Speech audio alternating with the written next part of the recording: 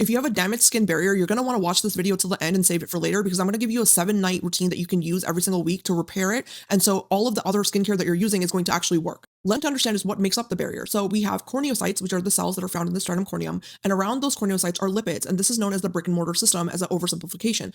In addition to that, you have NMFs, which are packed inside of those corneocytes, and they're the things that pull water inside of those cells and keep them nice and plump. Now, the more plump your corneocytes are, the less spacing there's going to be in between them, which is going to lead to that more like glass skin, less texture, just more refined looking skin appearance, which is what we all want. However, when your barrier is damaged, you are dealing with all three of these components going haywire. So those lipids are really important to understand. If you guys remember my barrier video that I made, the barrier cream video that I made, you remember I was talking about the lipid composition that's normally found in the skin. These are going to be 50% ceramides, 25% cholesterol, and then 10 to 15% free fatty acids. This is important to understand because all three of these lipids come together.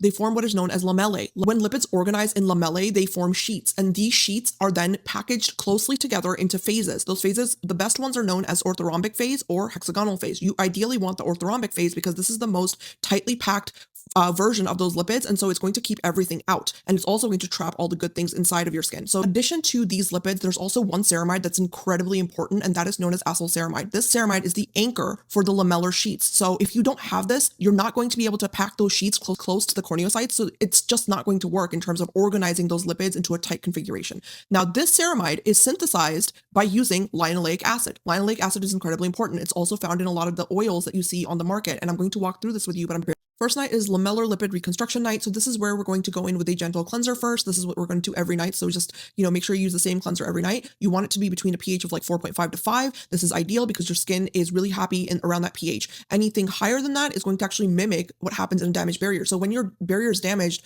usually your pH is leaning more alkaline. And what happens when you have an alkaline pH is that a lot of the enzymes that are used in like the processing of lipids and a lot of those normal physiological microenvironment components are going to be just out of sync. So you don't want a high pH. You want to keep your pH nice and stable. Now, I will say you don't want to use a cleanser that's super high in surfactants or even something like micellar water because this could actually extract more lipids out of your skin. So now after cleansing, you're going to apply osmolytes. Osmolytes are very different than humectants. So let's walk through that real quick. Humectants are known for pulling water to them. They are molecules that bind water and then they keep that water in the very, very top layers of your skin and the stratum corneum. Osmolytes are different because they are working inside of cells. And so these are things like ectoin, betaine, taurine, hydroxyethylurea, and trehalose. These are really important because what they do is they create like a protective environment around the proteins that are found inside of cells. This is really, really crucial because keratinocytes are usually getting like very, very inflamed when you have a damaged barrier. So the proteins that are inside of those keratinocytes need to be protected. Proteins require a very specific microenvironment around them to fold properly. So what happens when you use osmolytes is they're going to create a nice shell around that interaction that's happening between the water and the protein. So they're going to allow for that water protein interaction to occur inside of cells, which is usually disrupted when you have a damaged barrier because you've lost so much water through your skin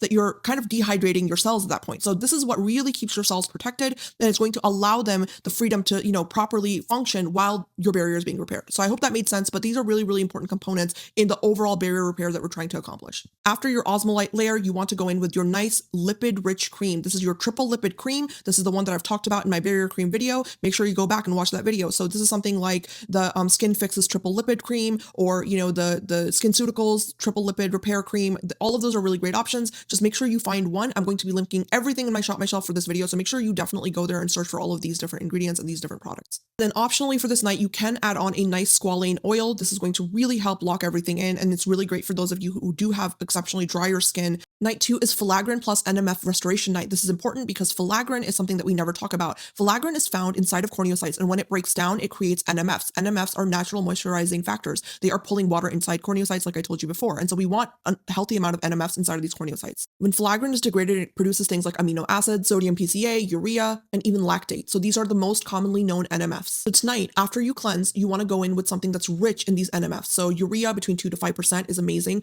I know there are some great creams on the market that utilize this percentage, so this is a great option. If you want to understand this a little bit better, if you go to my moisturizer video, you'll see a lot of those kind of ingredients talked about there as well. So after you apply the NMF rich product, you want to go in with your trilipid cream. Again, night 3 is all about inflammation modulation. So this is where you're going to try to apply ingredients that are going to calm down that inflammation. This is so, so important. I cannot stress this night enough because if you have inflammation in your skin, nothing's going to work. There's going to be no repair happening. So we got to tone that inflammation down. First thing you want to do is cleanse your skin again with the same cleanser. Then you want to go in with a really nice serum that has a lot of anti-inflammatories built in. So I remember I talked to you guys about beta glucan. This is where a really good beta glucan serum is going to fit in. So that Allies of Skin serum that I had showed you, that's an amazing product for this night. If you own it already, I would say this is the perfect night to utilize it. Some other options in terms of ingredients can be Centella asiatica, oat, anything that contains oat, because remember guys, oat is a natural source of beta glucan. So even if you don't have a beta glucan serum and you have something containing oat in it, that is probably going to have some trace levels of beta glucan inside of it. Not to mention oat is just naturally anti-inflammatory. Other option is anything containing panthenol. Panthenol is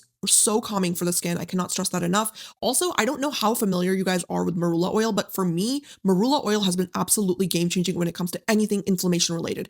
I am incredibly sensitive to benzoyl peroxide. Like if I apply even a dot of benzoyl peroxide on my skin, I like literally turn into a lobster.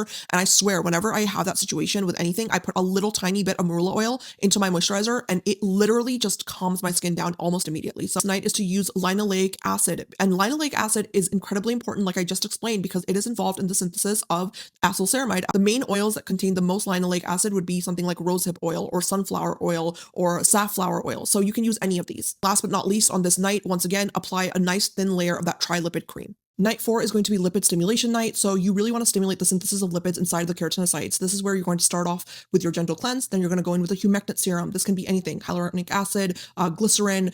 There's so many humectants on the market. Just pick one. It doesn't have to be super expensive. Next is going to be your niacinamide. This is actually what is going to help rebuild lipids. And so niacinamide causes signaling to happen inside of cells that allows for the synthesis of lipids. So that 2 to 5% range of niacinamide is incredibly therapeutic. And I know a lot of you have said that you're allergic to niacinamide.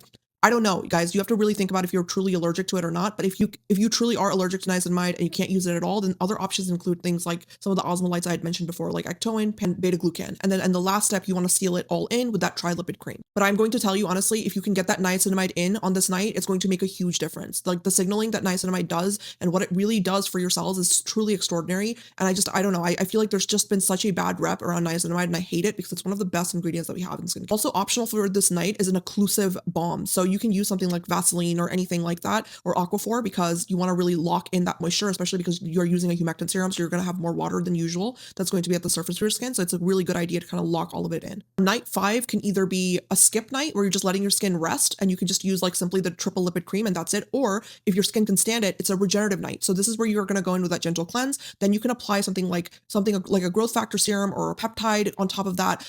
You can also use something that combines both. So I know Allies of Skin has a great product that combines both. Medicate has a product that combines both. There's so many great ones on the market. If you can stand one of those, try to use that product. Last step, as usual, seal it all in with that triple lipid cream. This is also the night, if you do like GHK copper peptides, you can use them on this night if your skin is not too inflamed and it can withstand using other ingredients. Night 6 is going to be free fatty acid reinforcement night. So you're going to be packing on those free fatty acids. This is where the oils come in like big time. So you want to cleanse your skin. You're going to put on one of those really nice oils that I'd mentioned before, like the rosehip or the grapeseed, sunflower, anything containing linoleic acid. And then you can also layer in a nice marula oil here, but this is mostly oils. And then on the very top, you're going to put that lipid-rich triple lipid cream on, and that's it, okay? So the entire idea of this is that you are really kind of every single night, you're nourishing your skin with different components that are building this barrier up again. Now, the final 7th night on the routine is to really lock in all of the moisture that your skin naturally has. So this is a very, very simple night. You're going to cleanse. You're going to put on your osmolyte serum, so anything with the ectoin, betaine, taurine,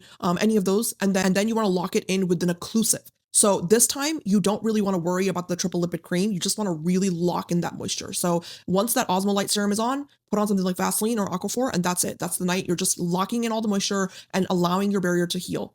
Every single thing I have mentioned here, all product examples are linked in my Shop My Shelf. Make sure you guys are using the link in my bio. It really helps me get you guys the best recommendations so that you're using quality products and you're not wasting your money. Because if you really think about it, we end up spending the same amount of money if we're buying multiple products versus one really good one.